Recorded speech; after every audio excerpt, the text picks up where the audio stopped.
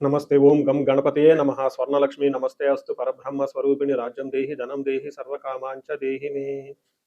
స్వర్ణలక్ష్మి అమ్మవారు ప్రతి ఒక్కరికి చక్కగా బ్రహ్మ జ్ఞానాన్ని ఇవ్వాలని, తద్వారా ప్రతి ఒక్కళ్ళు చక్కగా నవ్వుతూ హ్యాపీగా ప్రతి దాన్ని ఎంజాయ్ చేసే విధంగా ఉండాలని చెప్పేసి మనం అమ్మవారిని కోరుకుందాం. అంతేకాకుండా ప్రతి ఒక్కళ్ళకి చక్కగా రాజ్యం దేహి నాయకత్వ లక్షణాలని, ఒక అధికారాన్ని, పవర్ని, అథారిటీని అమ్మవారు ఇవ్వాలని, అలానే ధనం దేహి ప్రతి ఒక్కళ్ళకి విపరీతమైన ధనం ఇవ్వాలని, ఎక్కడుంటే అక్కడ ధనం ఉండాలని, ఆఫీసుల్లోనూ బ్యాంకుల్లోనూ ఇళ్లలోనూ ధనం శుభ్రంగా నింపుకొని ఉండాలని చెప్పేసి, అంతేకాకుండా సర్వకామార్థ సిద్ధి అనుకున్న పనులన్నీ అనుకున్న విధంగా అమ్మవారి ఇమ్మీడియట్లుగా నెరవేర్చే విధంగా మన అందరినీ ఆశీర్వదించాలని, అందరూ చక్కగా ఉండాలని చెప్పేసి అమ్మవారికి నమస్కారం చేసుకుంటూ, దానికి ముందుగా గణపతిని మనకి జనాకర్షణ ధనాకర్షణ శక్తిని ప్రతి ఒక్కరికి ఇవ్వాలని చెప్పేసి మనం కోరుకుందాం.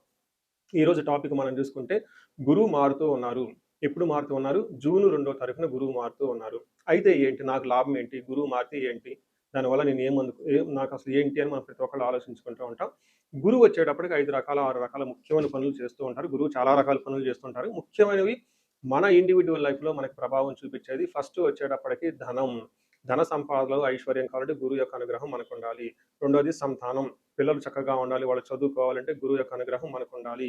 తర్వాత మనకి జ్ఞానం, అద్భుతమైన జ్ఞానం మనకు ఉండాలి. ఓకే, మనం చేసేది మంచినా చెడునా దాని గురించి లోతైన అవగాహన ఉండాలి. మనం చదువుకున్న జ్ఞానం మనకు ఉపయోగపడాలంటే గురువు యొక్క కృప మనకు ఉండాలి. అంతేకాకుండా ధర్మచింతన, మనం ఫాలో అయ్యేది కరెక్ట్ మార్గంలో ఉన్నామా, లేదంటే సన్మార్గంలో ఉన్నామా, లేదంటే తెలవకుండా వేరే మార్గంలో ఉన్నామా, రాంగ్ గైడెన్స్లో ఉన్నామా, రాంగ్ ఇన్ఫ్లుయెన్స్తో ఉన్నామా, ఇలాంటి యొక్క అన్ని విషయాలు మనకి గురువు ద్వారానే తెలుస్తుంది. ధర్మచింతన అంటారు. అంతేకాకుండా దైవభక్తి, టీచింగ్, ఇలా రకరకాల విషయాల్లో బంగారం, జ్యువెలరీ మనకి ఎలా ఉంటుంది ఏంటి, ఇలా ముఖ్యమైన యొక్క అంశాలు ప్రతి ఒక్కళ్ళ జీవితంలో గురువు మారటం ద్వారా మనకు ప్రభావితం చేయబోతుంటుంది. ఇది అయితే ఈ గురువు మార్పులో ఇంకా 2-3 ముఖ్యమైన ఇంపార్టెంట్ పాయింట్లు తెలుసుకోవాలి. ఫస్ట్, గురువు మిథున రాశిలో నుంచి కర్కాటక రాశిలోకి మారుతూ ఉన్నారు. ప్రతి సంవత్సరం గురువు ఒక్క రాశిలో తిరుగుతూ ఉంటారు, సంచారం చేస్తూ ఉంటారు. మిథున రాశి సక్సెస్ఫుల్గా 1 ఇయర్ అంతా కంప్లీట్ చేసుకొని ఇప్పుడు వాళ్ళు కర్కాటక రాశిలోకి వెళ్తున్నారు. అయితే కర్కాటక రాశిలోకి 12 సంవత్సరాల తర్వాత వచ్చి ఉన్నారు కాబట్టి ఈ యొక్క కర్కాటక రాశిలో గురు సంచారం చాలా ముఖ్యమైనది. ఎందుకంటే కర్కాటక రాశిలో గురువు ఉచ్చ స్థానంలో ఉన్నారు. మంచి చక్కగా ఈ సంవత్సరం అంతా పిల్లలు ఎవరు పుట్టినా కానీ వాళ్ళకి గురువు జాతకంలో ఉచ్చ స్థానంలో ఉండి మంచి యోగ్యతను ఇస్తూ ఉంటారని మనం చెప్పుకోవచ్చు. సో ఈ ఈ యొక్క ఉచ్చ స్థానంలో ఉన్న గురువు సంపూర్ణమైన ఫలితాన్ని, చక్కటి ఫలితాన్ని ప్రతి ఒక్కరికి ఇస్తూ ఉంటారు. అయితే వాళ్ళ యొక్క ప్రభావం 12 మనుషుల మీద ఉంటుంది. ఈ మనుషులందరూ 12 రకాల రాశులుగా విభజించడం జరిగింది. కొన్ని రాశులకి, చాలా వరకు రాశులకి అనుకూలంగాను, కొన్ని రాశులకు ప్రతికూలంగాను, కొన్ని రాశులకి సామాన్యంగాను ఉండే అవకాశం ఉంటుంది. ఇప్పుడు మనం గురువు ప్రతి ఒక్కళ్ళ రాశులకి మేష నుంచి మీన వరకు ఎలాంటి ఫలితాన్ని ఇస్తూ ఉంటారు, ఆ ఫలితాన్ని మనం ఎలా ఎంజాయ్ చేయొచ్చు, ఇన్ కేసు ఫలితాలు కనుక సరిగా వాళ్ళకి అనుభవంలోకి రాకపోతే ఏం చేయాలి, అలానే కొన్ని రాశులకి ఖచ్చితంగా ప్రతికూలమైన పరిస్థితులు ఉన్నాయి, ఎలాంటి ప్రతికూలమైన పరిస్థితులు ఉన్నాయి, వాటిని తప్పించుకోవడానికి మనం ఎలాంటి పరిహారాలు చేసుకోవాలి అనేది కూడాను 12 రాశుల వైజ్గా ఆ రాశికి ఎలాంటి ప్రభావం ఉంటుంది, దానికి మనం ఎలాంటి పరిహారాలు చేస్తే చక్కగా ఉంటామో కూడా మనం ఈ వీడియోలో మనం చక్కగా తెలుసుకుందాం. నమస్తే. మనం వృషభ రాశి చూద్దాం. వృషభ రాశి యొక్క విశిష్టత చాలా ఇంపార్టెంట్ అండి. ఎందుకంటే 2025లో వృషభ రాశి వాళ్ళు మాకు తిరుగులేదు అన్నట్లు వాళ్ళు పట్టుకుంది బంగారం అన్నట్టు నడిచింది. దానికి ముఖ్య కారణము గురువు, శని 2 గ్రహాలు బాగా సపోర్ట్ ఇవ్వటం. అయితే ఇప్పుడు గురువు మిథున రాశిలో నుంచి కర్కాటక రాశిలోకి వెళ్ళటం, రెండో స్థానంలోంచి మూడో స్థానానికి గురువు ప్రవేశించడంతో గురువు యొక్క అనుకూలత మీకు చాలా తగ్గుతుంది అని గమనించుకోవాలి. అంటే ఇప్పటిదాకా సపోర్ట్ ఇచ్చిన గురువు మీకు అంత సపోర్ట్ ఇవ్వదు.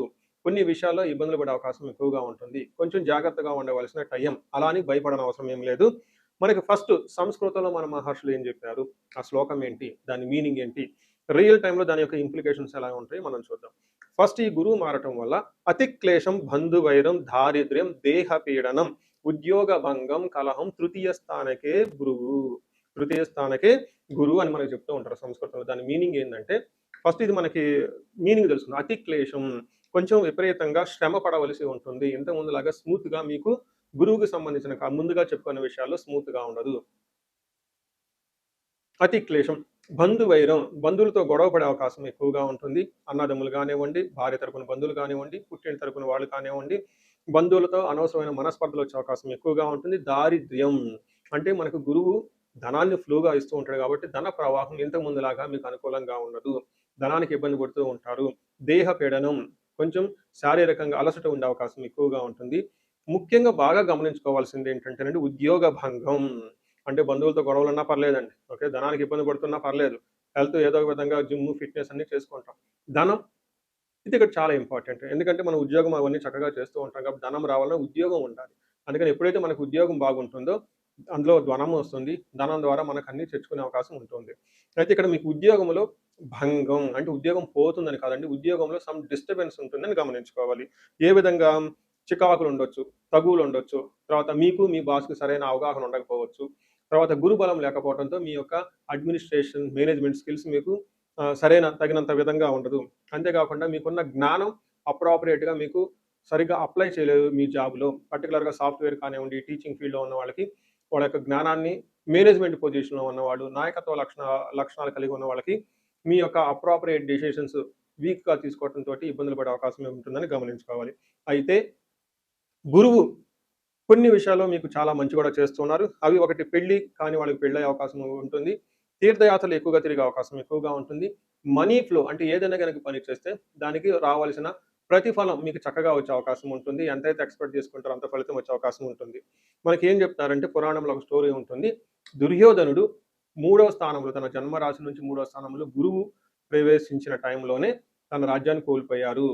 తను అప్పటిదాకా సూపర్ నేనే సూపర్ అనుకోని రాజ్యాన్ని పరిపాలన చేసిన వ్యక్తి రాజ్యాన్ని కోల్పోవలసి వచ్చింది. ఇది మనకు ఒక అవగాహన గురించి చెప్తూ ఉంటారు. ఈ పురాణంలో ఉన్న ఒక కథ. అయితే అందరికి అలా జరుగుతుందని కాదండి. మీ యొక్క ఇండివిడ్యువల్ జాతకంలో కూడా జాతకాన్ని చూసుకోవాల్సి ఉంటుంది. మీకు దశలు, భుక్తులు కరెక్ట్‌గా ఉంటే ఈ ప్రభావం అంత ఎక్కువగా ఉండదు. ఇన్ కేస్ మీ ఇండివిడ్యువల్ జాతకంలో దశ, భుక్తులు లేదంటే వేరే ఏమైనా గ్రహ దోషాలుంటే ఈ టైంలో మీరు ఇబ్బందులు ఎక్కువ పడుతుంటారని గమనించుకోవాలి. మీకు సో చూసారు గదా! గురువు ఈ రాశి వాళ్ళకి ఎలాంటి అనుకూల ప్రతికూలాలు తీసుకొనొస్తున్నారు, ఫలితాలు తీసుకొనొస్తున్నారు, అనుభవంలోకి రాబోతున్నాయో ఈ జూన్ నుంచి 2027 జూన్ వరకు 2026 జూన్ నుంచి 2027 జూన్ వరకు ఎలాంటి ఫలితాలు ఉన్నారో మనం తెలుసుకుందాం. అయితే గురువు యొక్క అనుకూల ప్రభావం మన మీద ఉండటానికి మనం కొన్ని రకాల పరిహారాలను ఖచ్చితంగా చేసుకోవాల్సి ఉంటుంది. ఒకటి గురువుకి సంపూర్ణ శాంతి పూజలు చేసుకోవాలి. సంపూర్ణ శాంతి పూజలు అంటే ఏంటి? చాలా మందికి అవగాహన ఉండదు. గురు గ్రహానికి మన శాస్త్రాల్లో, గ్రంథాల్లో ఏదైనా గనక ఒక గ్రహం మనకి సరిగా అనుకూలించకపోతే ఆ గుర ఆ యొక్క గ్రహం యొక్క ఆహ్, మనం ప్రతికూల పరిస్థితుల నుంచి అనుకూలంగా మార్చుకునే ప్రక్రియ ఉంటుంది. దీనికి పరిహారాలు అంటారు. మనకి శాస్త్రాలు ఏ విధంగా చెప్పారంటే గురువుకి జప సంఖ్య 16,000 సార్లు చేయాల్సి ఉంటుంది. అది దేవత, ప్రతిది దేవత ఇంకొక 3,000, 2,000 సార్లు చేయాల్సి ఉంటుంది. సుమారుగా గురుగ్రహానికి ఇటు అటుగా ఒక 20,000 సార్లు జపం చేయాల్సి ఉంటుంది. అలానే గురుగ్రహానికి తర్పణం చేయాల్సి ఉంటుంది. గురుగ్రహానికి దానం చేయవలసి ఉంటుంది. గురుగ్రహానికి హోమం చేయవలసి ఉంటుంది. ఇలా ఈ 4 రకాల ప్రక్రియలను ఎవరైతే చేస్తారో గురుగ్రహ సంపూర్ణ శాంతి పూజలు అంటారు. అయితే ఇండివిడ్యువల్‌గా వాళ్ళు చేసుకోవటం కష్టం కాబట్టి సద్బ్రాహ్మణుల్ని, దేవాలయాల్లో ఉన్న పండితుల్ని లేదంటే గురువు యొక్క మంత్రాన్ని తీసుకొని వాళ్ళు కొన్ని లక్షల సార్లు, వేల సార్లు ఉపాసన చేసి చక్కగా సాధన చేసిన వాళ్ళ దగ్గరికెళ్తే ఆ మంత్రం వాళ్ళ ద్వారా సిద్ధించి గురువు యొక్క అనుకూలం మీకు అనుకూలంగా ఉంటుంది. ఇది కాకుండా గురువుకి సంబంధించిన దేవాలయాలు అంటే మేధా దక్షిణామూర్తి కానివ్వండి, లేదంటే హయగ్రీవ సంబంధించిన దేవాలయాలు చక్కగా విజిట్ చేయడం చాలా మంచిది. ఇంకా ముఖ్యంగా గురు గ్రహం యొక్క శాంతికి మీరు ఆశ్రమాలు చక్కగా విజిట్ చేయొచ్చు. భగవద్గీత, పురాణాలు, వేదాలు, వేదాంతాలు ఇలా యాన్షియంట్ స్క్రిప్చర్స్ పురాతనమైన గ్రంథాలను తెలుసుకొని అర్థం చేసుకుంటే చాలా బాగుంటుంది. గురుగ్రహ శాంతి గురించి ఇంకొకటి ముఖ్యమైనదంటే మీకు చదువు చెప్పిన గురువుల్ని వాళ్ళ దగ్గర ఆశీర్వాదం తీసుకోవడం చాలా ఇంపార్టెంట్. సాధువుల్ని తర్వాత మీ ఇంటికి ఎప్పటినుంచో అనాదిగా ఉన్న పురోహితులు, బ్రాహ్మణులు వాళ్ళు మీకు మంచి చెడు చెబుతుంటారు. అలాంటి వాళ్ళని మీరు సత్కరించడం, గౌరవించటం, వాళ్ళకి దక్షిణలు ఇవ్వటం ఇవన్నీ చేస్తే గురువు యొక్క గురు గ్రహం యొక్క అనుకూలం మీకు అనుకూలంగా ఉంటుంది. అంతేకాకుండా గురువు యొక్క అనుకూలమైన పరిస్థితులకి మీరు గురువులకు సంబంధించిన దత్త చరిత్ర చదువుకోవటం ఇంకా చాలా బాగుంటుంది. ఇంకా మీరు ఆశ్రమాలలో గనక కొన్ని రోజులు గనక టైం స్పెండ్ చేయగలిగితే అక్కడ యోగా చేయటం, మెడిటేషన్ చేయటం ఇవన్నీ చేస్తూ ఉంటే గురు గ్రహం యొక్క బలం పెరిగి ఇప్పటిదాకా మనం చెప్పుకున్న పరిస్థితుల్ని చక్కగా ఇంకా మంచి అద్భుతమైన రిజల్ట్ వచ్చే అవకాశం ఉంటుంది. ఇన్ కేసు ప్రతికూలమైన పరిస్థితులు ఉన్నా గానీ ఆ ప్రతికూలమైన పరిస్థితులను అధిగమించి చక్కగా లైఫ్ అంతా ముందుకెళ్ళడానికి అంత అవకాశం ఉంటుంది. ఈ సంవత్సరం ఈ గురువు యొక్క కర్కాటక రాశిలో ఉన్నంత వరకు 12 రాసుల వారికి చక్కగా అష్టైశ్వర్యాలు కలగాలని, భోగభాగ్యాలు కలగాలని చెప్పేసి, చక్కగా ఉండాలని చెప్పేసి నేను కోరుకుంటున్నాను. నమస్తే.